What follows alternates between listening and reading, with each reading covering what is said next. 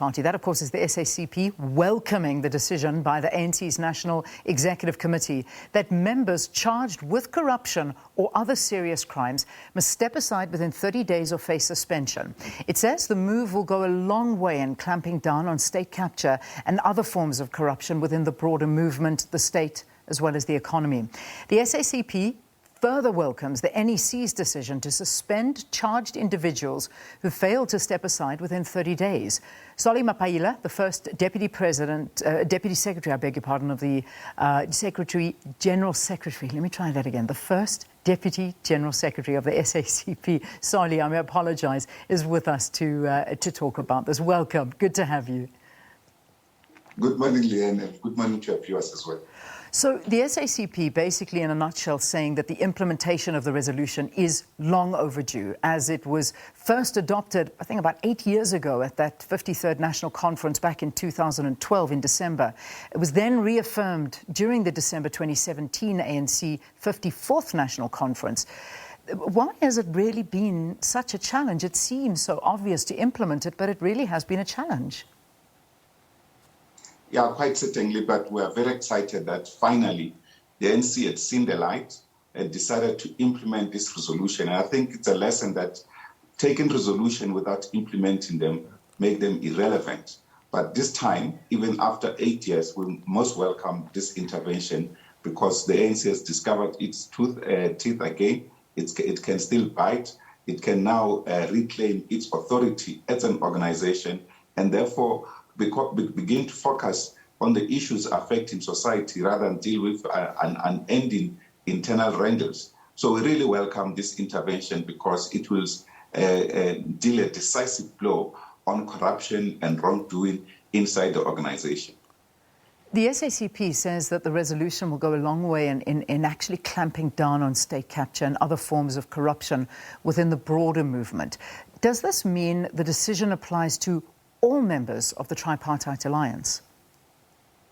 Yes, all members of the Tripartite Alliance, because we are all connected to the ANC, and therefore it will affect all of us, myself included, and any other person will be affected by this resolution. But it's an important resolution because it reaffirms the value system of the ANC, which had actually been thrown down the drain by self-interested leaders who do not care about the well-being of the organization or of the people of our country that the ANC seeks to serve, because the ANC is just but an instrument of the people to fulfill organizationally the aspirations of the people of our country. So it is in this regard that all of us, we really feel that it also coheres the whole process of reconfiguration of the alliance. We have been calling for this for ages. We are really, I must say, Leanne, very excited by this intervention. We think the ANC has turned the corner.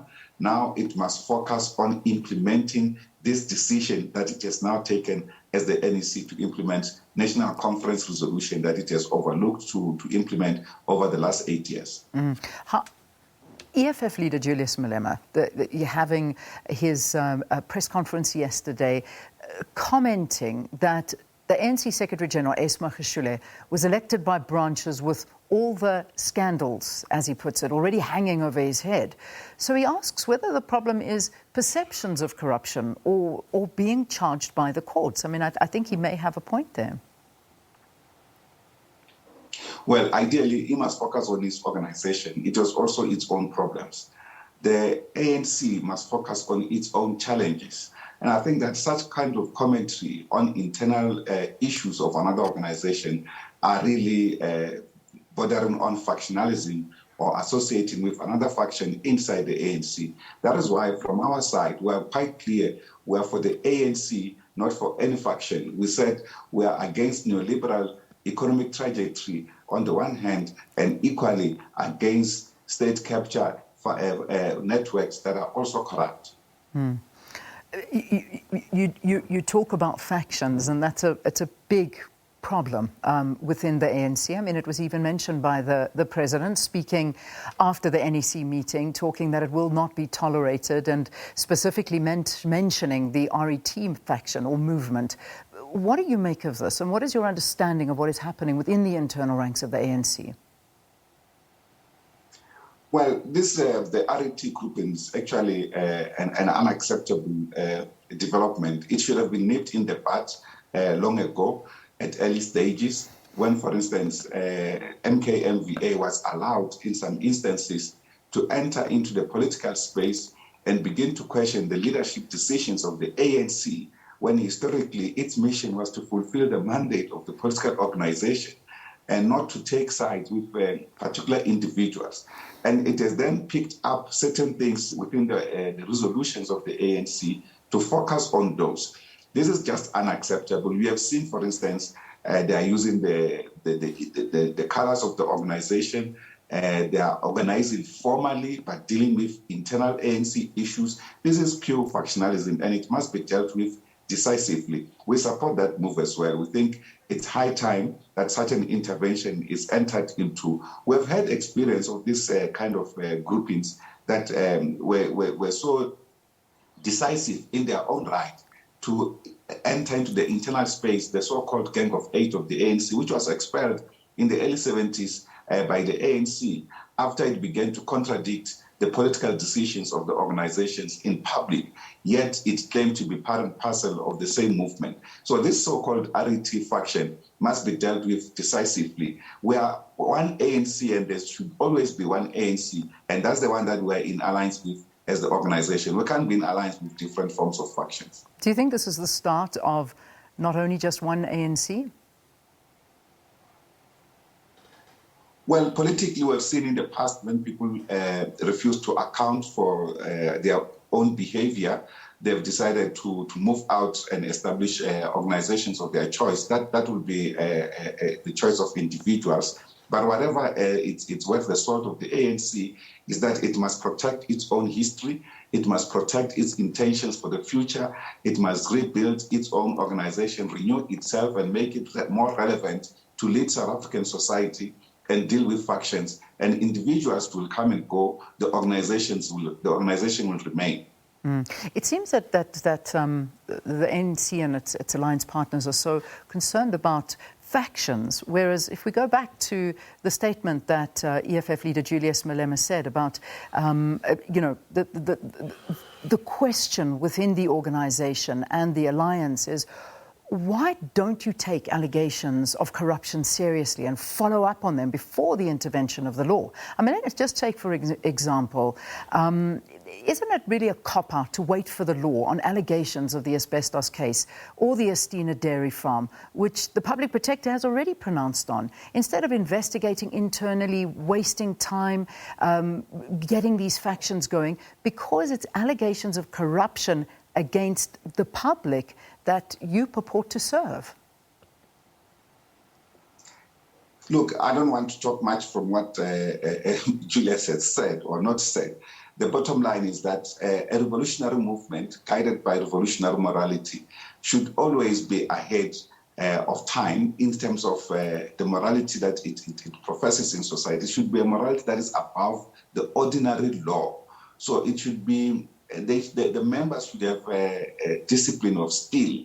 But in the event that that has lacked, institutions at different levels should take these reports and take them to the courts. For instance, we had done forensic investigations in Metsimaholo municipality when we had our first mayor, the Comrade Lindiwe. In that forensic investigation, we wanted to take action through that municipality. And guess what?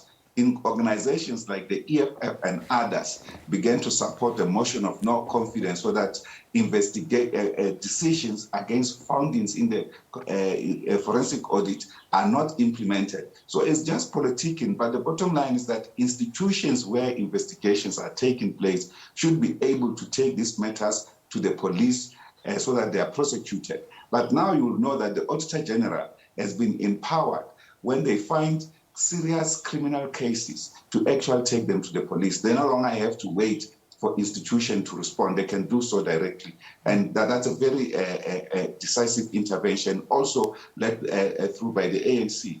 But what the sort of the ANC now is the fact that its NEC has come to this decisive moment. We think it has really turned the corner and it should not go back.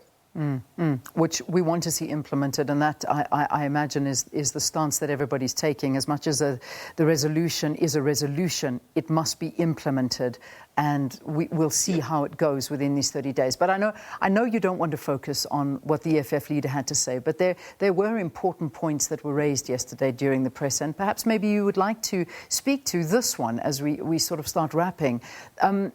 He says that the NPA is selective in its prosecutions. I mean, he asked why Gwedi Mantashe, which is a member of the SACP Central Committee, is not charged the same way that Vincent Smith has been charged. Because according to him, Malema, the circumstances are the same and they relate to the Bosasa benefits. Do you have a reaction to that? Well, I think, like I said, if there's a criminal case, someone can be charged. There's no doubt about it.